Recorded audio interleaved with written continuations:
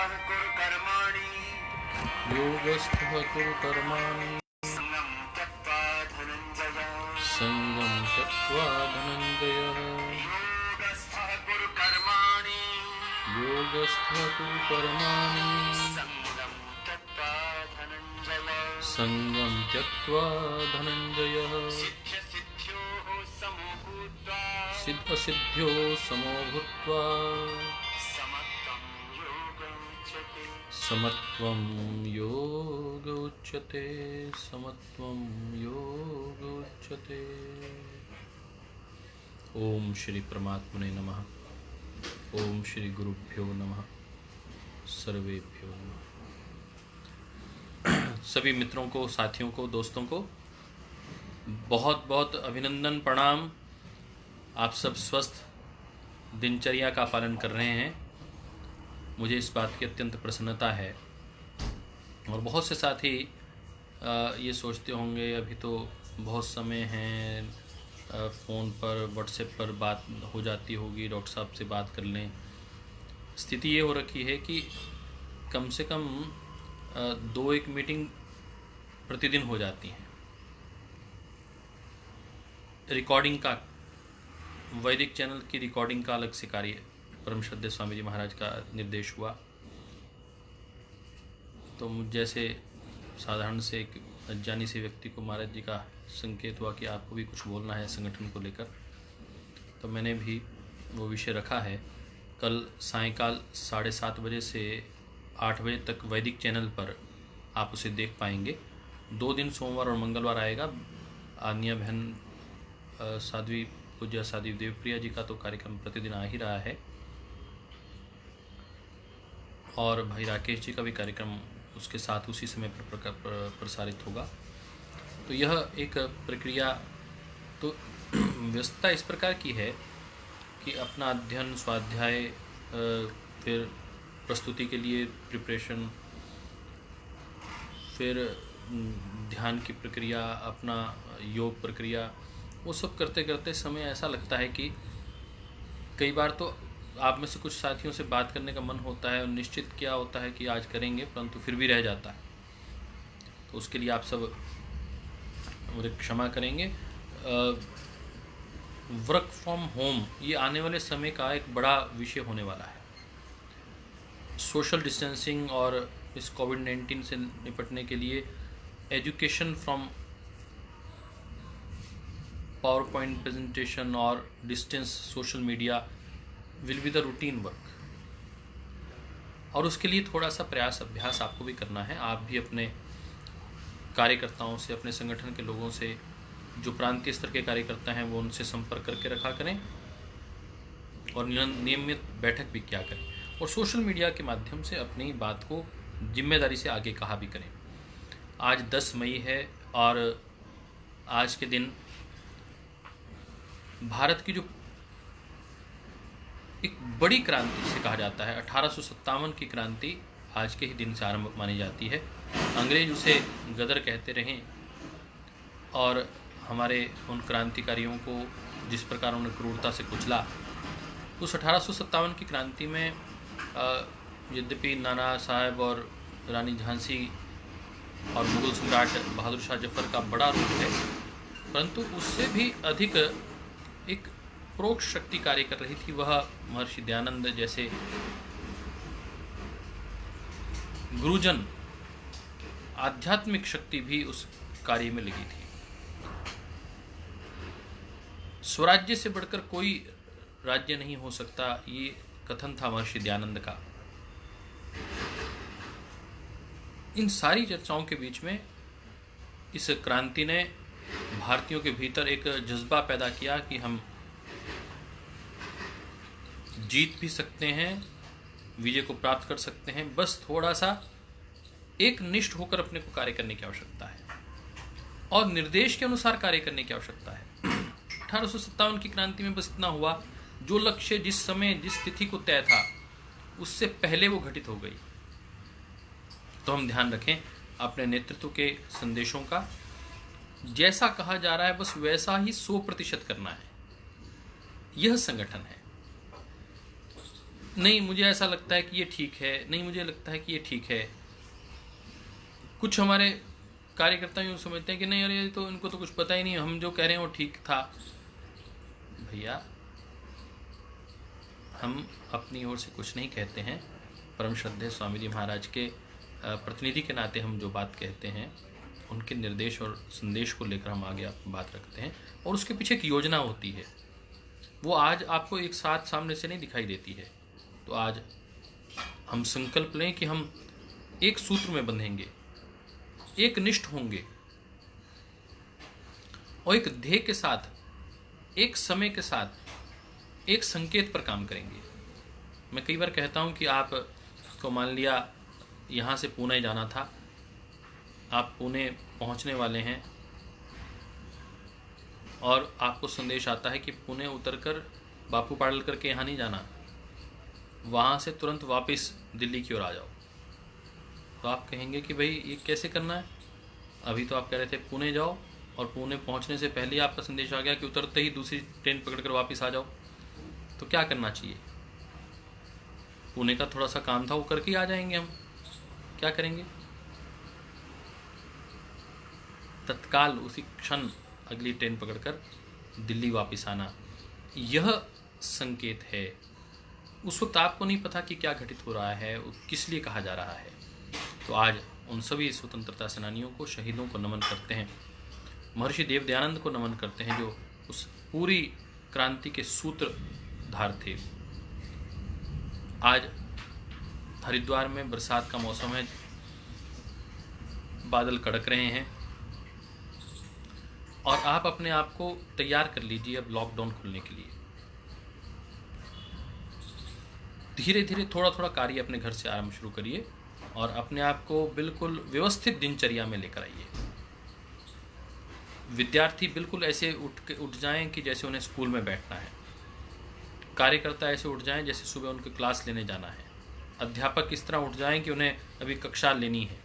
वैसे ही तैयार हो, पूरी तैयारी करके वैसे ही बैठें।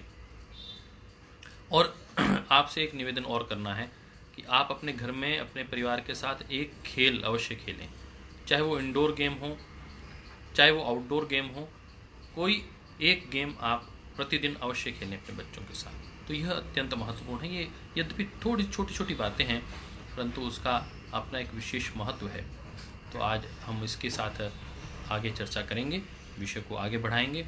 और आज के इस क्रम में हम आज चतुर्थ उपदेश स्वामी स्वात्माराम जी का, उसको आज हम अग्रसर कर रहे हैं और वह समाधि को लेकर है। हठ योग और अष्टांग योग दोनों जहां आकर मिल रहे हैं वो राजयोग है। वो राजयोग और हठ योग की दोनों की जो सीढ़ी है, जो लक्ष्य है, वो समाधि है। चाहे वो उन्मनी क्रिया के नाम से कहें, चाहे वो समाधि के नाम से कहें, वो चाहे वो धर्म में एक समाधि के नाम से कहें, इस बात को अपने को समझने की आवश्यकता है। तो आज हम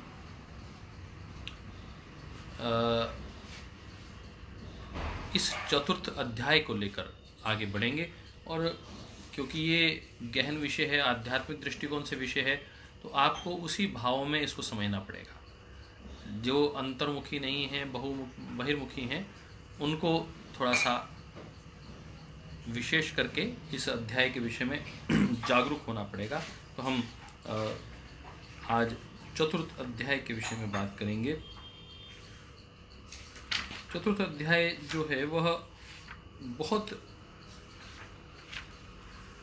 मैंने कहा, आध्यात्मिक दृष्टिकोण से भी महत्वपूर्ण है और अन्य अनेक दृष्टिकोणों से इतनी सुंदर इसमें कुछ परिभाषाएं आएंगी। कुछ लोग कह रहे हैं कि हम अपने परिवार में बच्चों के साथ खेलते हैं। बच्चों के साथ भी नहीं, अपने परिवार में यदि कोई बड़े हैं, बुजुर्ग हैं, तो उनको भी अपने साथ इन्वॉल्व करके यज्ञ भी करना है, योग भी करना है और एक खेल भी प्रयास करिए। क्योंकि हम संगठन भी, मैं इस बात को ध्यान में रखता हूँ कि संगठन में भी एक खेल जुड़ना चाहिए। समय आएगा हम इस विषय में भी आगे की चर्चा बढ़ाएंगे। तो हम बात कर रहे थे कि नमः शिवाय गुरुवे नाद बिंदु कलात्मने निरंजन पदम याति नित्यम तत्र परायणः। यदि प्रथम श्लोक को हम पढ़ने की कोशिश करें तो nada means the internal sound which can be equated with the sound of a bell. जिसे घंटी की आवाज़ होती है ठीक वैसे ही उन्होंने कहा कि नाद की आवाज़ होती है। और बिंदु क्या है? It is actually understood as resonance of the sound of a bell. बिंदु क्या है? जैसे रेजोनेंस हो जाता है। आपने देखा होगा हम फिजिक्स की प्रैक्टिकल में इस बात को अवश्य किया करते थे कि जो रेजोनेंस है वह क्या है। वह हम इस बात को ध्यान में रखें तो वह रेजोनेंस जो है कि एक आवाज़ होती है, उसके समानांतर जब दूसरी आवाज़ की जाती है तो उसके प्रतिध्वनि में जो तीसरी आवाज़ निकलती है उसे हम रेजोनेंस कहते हैं। और इस बात को हम गंभीरता से समझते हैं, जानने का प्रयास करते हैं। और काला क्या है? It is the part of the sound of a bell like the soul of sound. जो उस ध्वनि की आत्मा है उसे काल कहते हैं। तो इसमें कहा गया नमः शिवाय, क्योंकि ये जो विषय है इसमें कहा गया सैल्यूटेशन टू द गुरु शिवा। भगवान शिव को इसमें गुरु कहा गया है।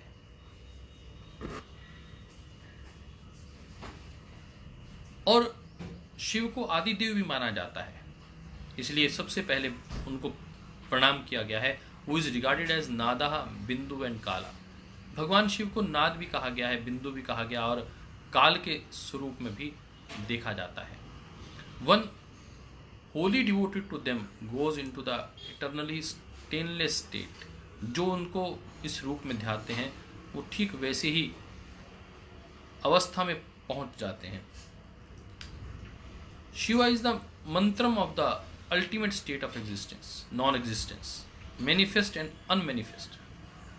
And Shiva is beyond Prakritic attributes, beyond Nada, beyond Bindu, beyond Kala, but also beyond the source from where they emerge.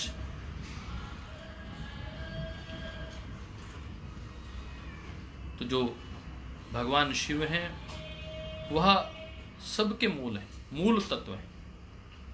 और नाद बिंदु काल के विषय में यहाँ बात की गई। यदि इनके विषय में ये उनसे भी जो पार शक्ति है उसे शिव कहते हैं। तो आज हम उस शक्ति के विषय में पढ़ने का प्रयास कर रहे हैं। और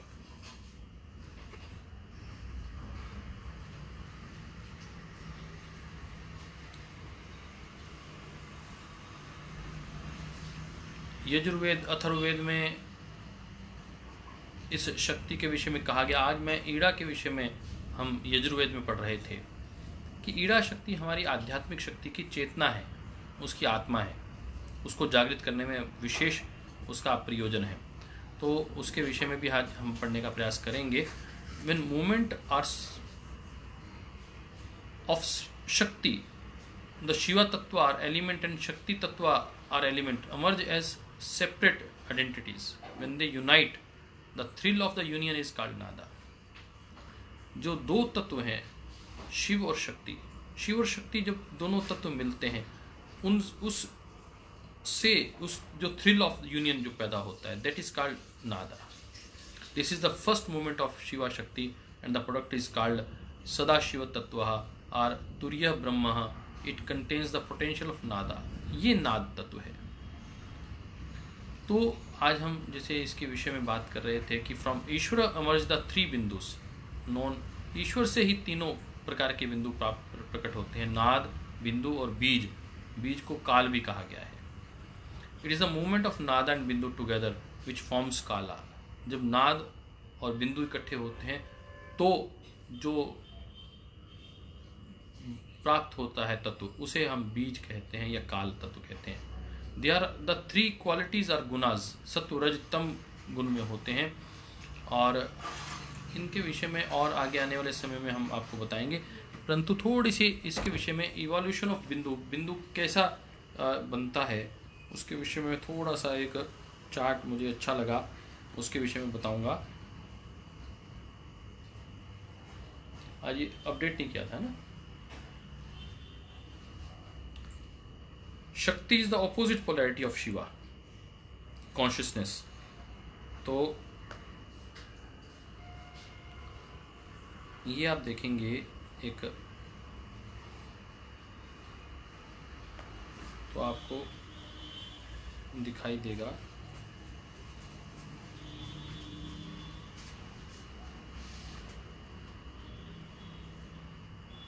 इस स्वरूप में।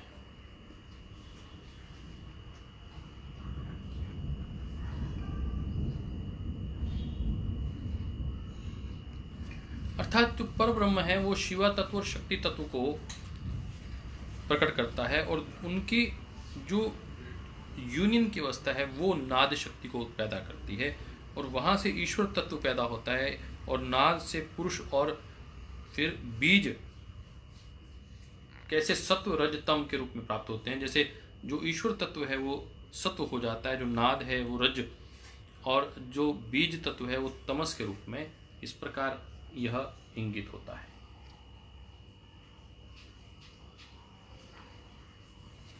तो आज इसकी चर्चा आएगी तो हम इसमें और आगे बढ़ेंगे।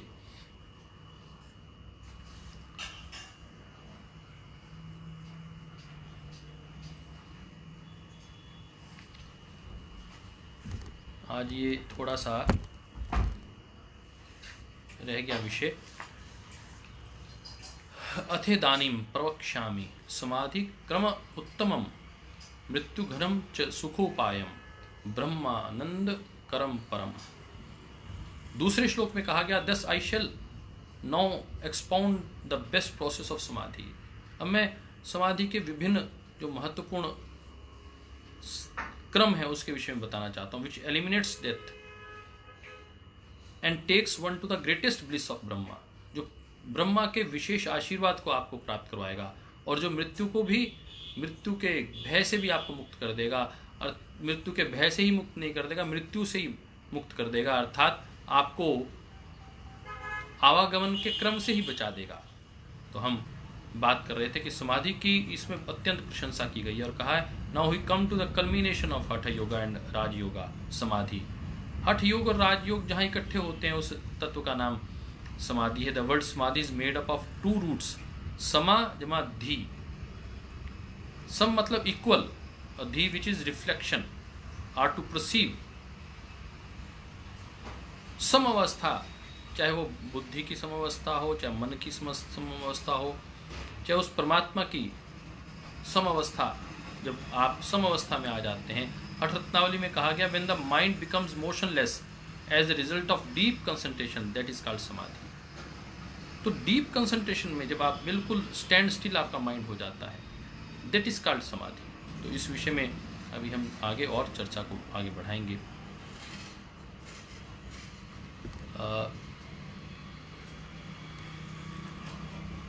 थोड़ा सा ऐसा करेंगे। Detaching the mind from the body, one should take it one with the Paramatma, that is known as समाधि।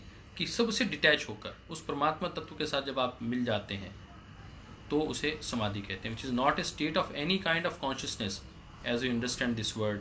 तो ये समाधि कोई कॉन्शियसनेस की अवस्था नहीं है, परंतु उस परमात्मा से मिलन की अवस्था का नाम, उसमें समाहित होने का नाम समाधि है। द वर्ड समाधि does not indicate liberation, but it is a field of awareness comprising super consciousness। तो समाधि का अर्थ ये कह रहे हैं कि आप मुक्त हो गए ऐसा मान के ना चलें। It is not a liberation, it is not मोक्ष तत्व। समाधि का अर्थ है कि आप उसमें समाहित हो गए।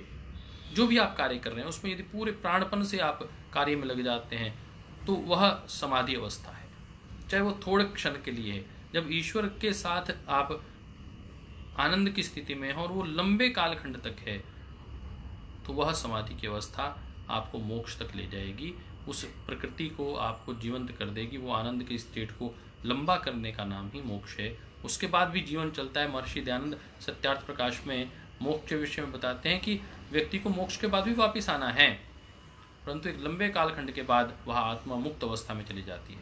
परम श्रद्धेय स्वामी जी महाराज भी इस बात को कह रहे थे, मुक्त किससे होना? यदि आप जीवन मुक्त होना चाहते हैं तो आपको अपने भय से जीवन मुक्त होना है, आपके क्रोध से, आपके अहंकार से, आपके लोभ से, आपकी काम वासनाओं से मुक्त होना, ये मुक्ति है। और ये मुक्ति प्राप्त करके व्यक्ति मोक्ष को प्राप्त करता है। तो इस विषय में उन्होंने चर्चा की समाधि is the experience of that which exist beyond temporal experience, which is beyond the influence of nature. It is a timeless state beyond birth, death, beginning and and. Samadhi starts with total concentration on the object of meditation, with no other thought and no awareness of the witness remaining. ना कोई विचार रहता है, ना कोई भाव रहता है, ना कोई मेडिटेशन का कोई आपने लक्ष्य लिया था वो रहता है, वह पूर्णतः समाहित हो जाता है. तो हम आज बात कर रहे हैं अकॉर्डिंग टू पतंजलि योग सूत्रा देयर आर 6 स्टेजेस ऑफ समाधि. 6 प्रकार की समाधि कही गई है. आप इसको आप लिख सकते हैं. एक है सवितर्क समाधि, एक है निर्वितर्क, एक है सविचार, एक है निर्विचार, एक है सबीज और एक है निर्बीज. और उसके बाद स्थिति आती है आनंद और अस्मिता. तो they are names of very subtle fluctuations taking place before the superior samadhi, nirvikalpa समाधि. तो निर्बीज समाधि, निर्विकल्प समाधि बहुत ऊपर की स्टेज है, जहाँ कोई विचार नहीं होता, कोई कल्पना नहीं होती, सारी चीज़ें सीज हो जाती हैं. Samadhi is neither trance nor. Samadhi is that state of consciousness which there is no fluctuation. A thought is a fluctuation, objective awareness is fluctuation, subjective awareness is also fluctuation. A dream is fluctuation, a spiritual vision is fluctuation. तो आपको यदि कोई विचार चल रहा है आध्यात्मिक, भौतिक, आध्यात्मिक, वह सब फ्लक्चुएशन है. उन सब से परे हो जाने का नाम समाधि है. In the deepest mental state of sankalpa vikalpa keep on taking place, but when sankalpa vikalpa dies then a state emerges that is called samadhi. जहाँ संकल्प और विकल्प सब समाप्त हो जाते हैं, वह निर्विकल्प समाधि इस विषय में कहा गया. और इसका क्योंकि ये बहुत विस्तृत इसमें अध्ययन दिया गया है, मुझे इसके विषय में भी जो एक चार्ट बनाया है, बहुत अच्छा सुंदर चार्ट है. आप यदि उसको फ़ोटो ले लेंगे और यदि हम आपको प्रयास करेंगे, युवराज जी से कहेंगे कि वो इसको फ़ोटो आपको डाल दें, तो इसका बहुत सुंदर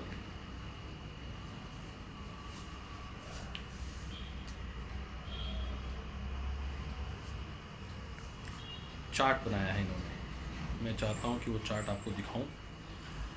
यदि थोड़ा सा समय आप मुझे देंगे तो चार्ट आपको दिखा पाऊँगा. कि पहले यदि भी मैं सोचता हूँ कि इसकी आवश्यकता नहीं है, परंतु फिर मुझे लगता है कि मुझे अच्छा लगा है तो आपको भी वो चार्ट दिखाना चाहिए.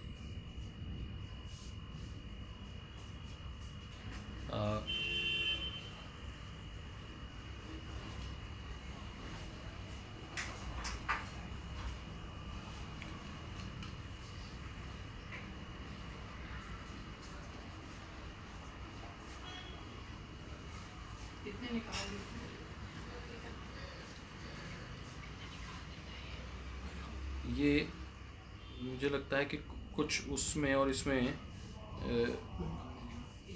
मुझे शब्द उसका बस थोड़ा सा भी, परंतु वो जो मैं सबीज निर्जीव समाधि की बात कर रहा हूँ, निर्विकल्प समाधि की, मोक्ष की बात कर रहा हूँ, तो निर्विकल्प जो है वो मोक्ष है.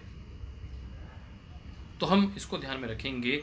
और कल मैं बात कर रहा था, भाई अनंत जी भी जुड़े थे जिन्होंने मुझे थोड़ा सा कहा था कि कैसे अपन चीज़ों को आगे बढ़ा सकते हैं. तो ये ध्यान रखिए, धारणा, देशबंध चित्तस्य धारणा, यहाँ से शुरुआत होती है, नीचे से ऊपर की ओर यात्रा आरंभ होती है मोक्ष की. धारणा से फिर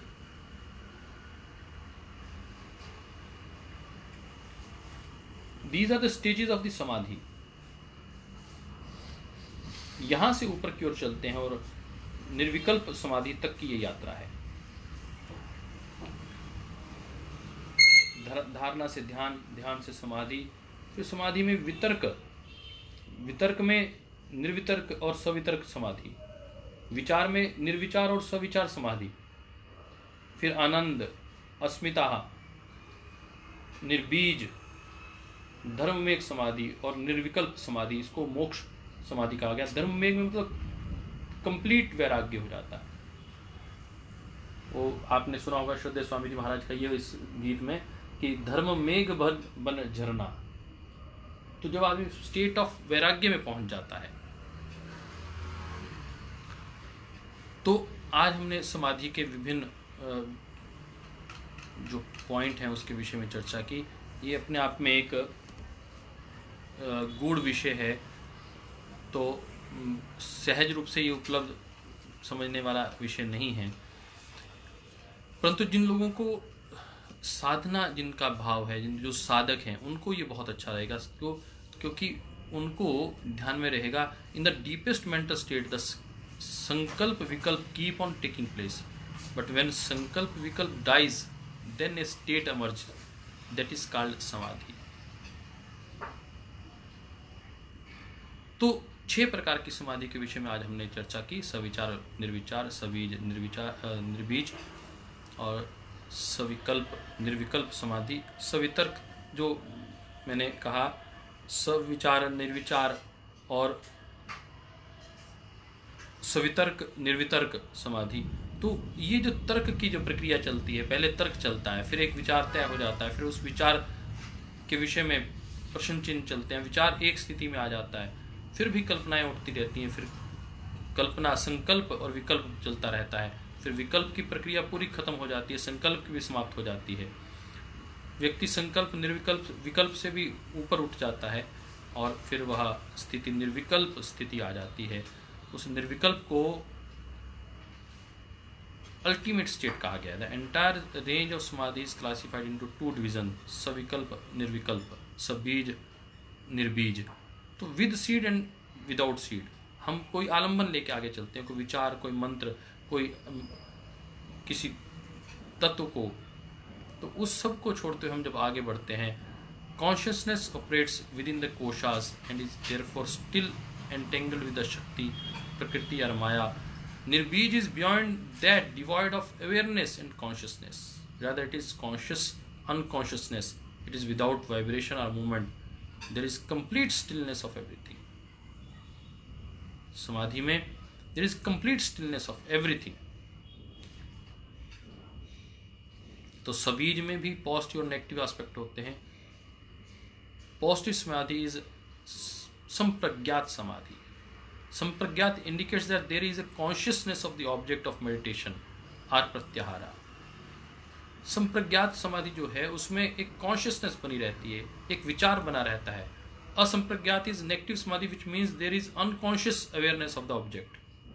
वहाँ आप ऑब्जेक्ट के प्रति अवेयर हैं और यहाँ ऑब्जेक्ट के प्रति भी अनकॉन्शियस अवेयरनेस है। कॉन्शियस में तो थी, समझ में आया, तो असंप्रज्ञात में अनकॉन्शियस माइंड में कुछ ना कुछ चल रहा है, कोई विचार चल रहा है, कोई मंत्र चल रहा है, कोई लक्ष्य चल रहा है। तो सिंबल्स के विषय में एब्सेंस ऑफ सिंबल जो है, पहले कोई सिंबल लेंगे, कोई हम धारणा करेंगे और फिर उस बीज को भी हम छोड़ते हुए आगे बढ़ेंगे। तो ये बड़ा कठिन सा विषय है। जितना मुझे लगेगा कि आपको मैं बता सकता हूँ, समझा सकता हूँ, तो उसके विषय में आपको बताएंगे। और अब इन मंत्रों के साथ, इन श्लोकों के साथ हम आगे बढ़ने का प्रयास करते हैं।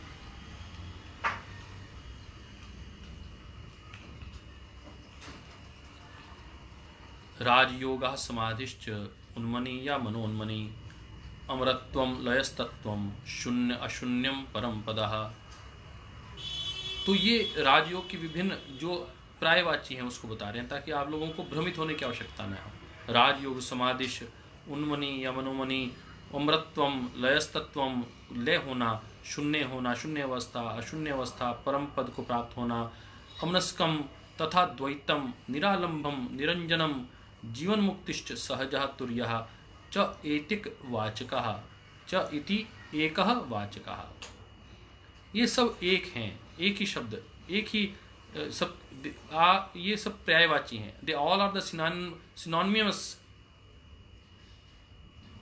सिनोनिमस जो टर्म्स हैं, यह एक ही की अलग अलग ये भावना है। चाहे वो अमनस्कम कहें, चाहे तदा अद्वैतम कहें, निरालंबम कहें, निरंजनम कहें, जीवन मुक्त कहें, सहज अवस्था कहें, तुर्य अवस्था कहें, और चाहे राजयोग कहें, ये सब समाधि की ही विभिन्न नाम हैं।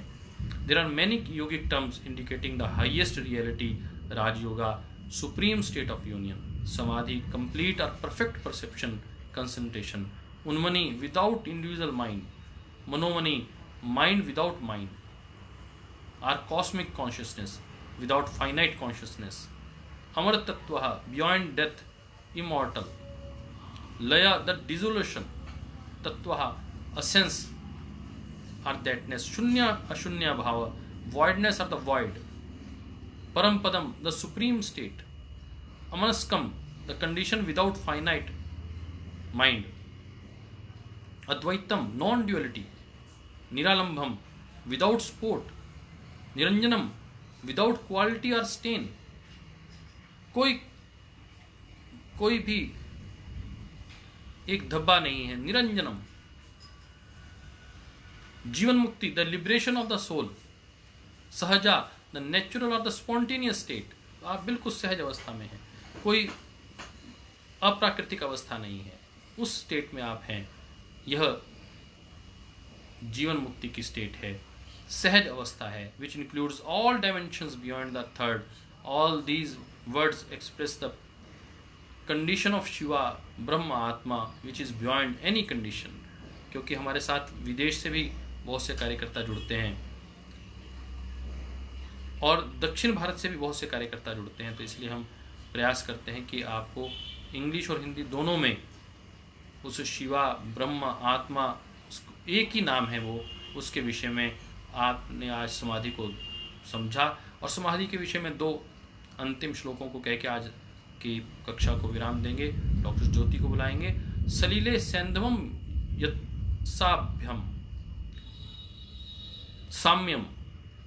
सलिले सैंधवम यत् साम्यम भजति योगातः तथा आत्मनम सौर ऐक्यम समाधिर अभिधीयते. As salt emerges in the sea, likewise the mind and atma are considered united in the samadhi. जैसे समुद्र में नमक मिला ही हुआ है, खारा ही है, परंतु वो उसकी एक ही स्टेट है, ऐसे ही जब आत्मा उस परमात्मा के, आत्मा और मन एक हो जाते हैं तो वो स्टेट जो है, उसके लय की जो स्टेट है वो समाधि कहलाती है. तो आत्मा और मन के लय होने की जो स्थिति है, जहाँ मन के सारे गुण हैं, विचारने का, इच्छा का, चिंतन का, मनन का, वो सारा कार्य समाप्त हो जाता है और आत्म तत्व प्रधान हो जाता है, वो जो स्थिति है वो समाधि की स्थिति है. सदा संक्षीयते प्राणो मानसम च प्रलीयते तदा समर सत्वम च समाधिर अभिधीयते. When the movement of प्राण is completely annihilated, जो प्राण का बिल्कुल मूवमेंट, बिल्कुल एक स्टिल अवस्था आ जाती है. यदा संक्षीयते प्राणो, प्राण क्षय हो जाता है प्राण का. मानसम च प्रलीयते, और जो मन है वो भी एब्जॉर्ब हो जाता है. सदा समर सत्वम, उस सत्व में, सम अवस्था में, च समाधिर अभिधीयते, जो उसका एब्जॉर्प्शन उस आत्म तत्व का हो रहा है, उस प्राण तत्व का हो रहा है उस आत्मा में, उसे ही समाधि कहा जाता है. तो आज हमने इन 6 श्लोकों को, पहले 6 श्लोकों को समझने का प्रयास किया, क्योंकि ये गहन विषय है, परंतु बहुत अच्छा, बहुत प्यारा विषय है. बहुत अद्भुत परिभाषाएं दी गई हैं. कहा गया है कि समाधि अवस्था मोक्ष नहीं है, बस इतना अपने को ध्यान में रखना है. समाधि का अर्थ है समाहित होना, और वो कह रहे हैं कि आत्मा में जब मन समाहित हो जाता है, मन अपना अस्तित्व समाप्त कर देता है, उस प्राण जब शांत हो जाते हैं, मन अपना अस्तित्व समाप्त कर देता है, आत्मा में लय हो जाता है, उस स्टेट को समाधि कहा जाता है.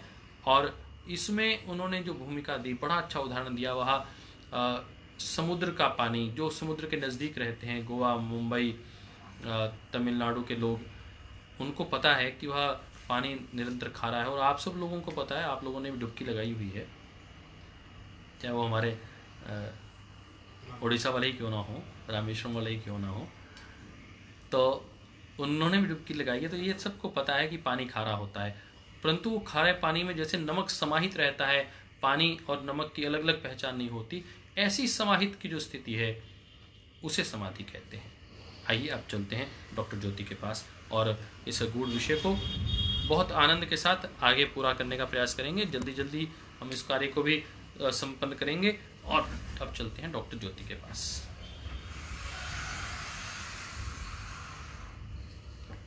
ओम। सभी योग साधक साधिकाओं को मेरा सादर प्रणाम। बहुत ही गूढ़ और बहुत ही सुंदर विषय चल रहा है। इसमें भी सब साइंटिफिक है, सिर्फ वो अभी तक प्रूव नहीं कर पाए हैं। जो नाद है और जो एक दिन मैं सोच रही थी कि स्पर्म ओवम कैसे मिलेंगे, उसका मतलब है कि हार्मोन